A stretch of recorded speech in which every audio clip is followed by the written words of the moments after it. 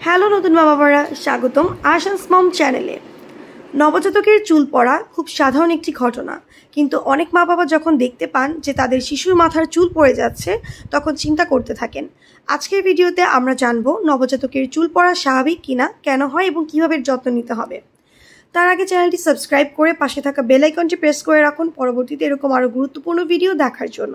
আর ভিডিওটি যদি আপনার জন্য উপকারী হয়ে থাকে তাহলে ভিডিওটিতে একটি লাইক দিতে ভুলবেন না। কমেন্ট করে জানাবেন আপনার অভিজ্ঞতা কেমন ছিল, অ্যান্ড ভিডিওটি বেশি বেশি নতুন মায়েদের সাথে শেয়ার করুন। চলুন ভিডিওটি শুরু করা যাক। নাম্বার 1, নবজাতকের চুল পড়া স্বাভাবিক ঘটনা।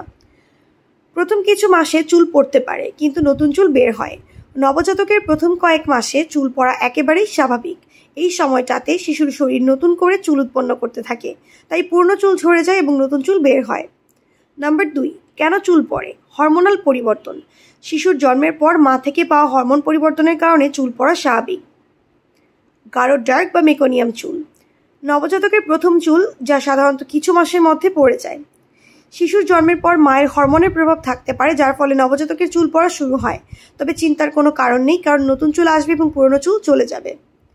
নাম্বার 3, কখন চিন্তা করবেন? অতিরিক্ত চুল পড়া।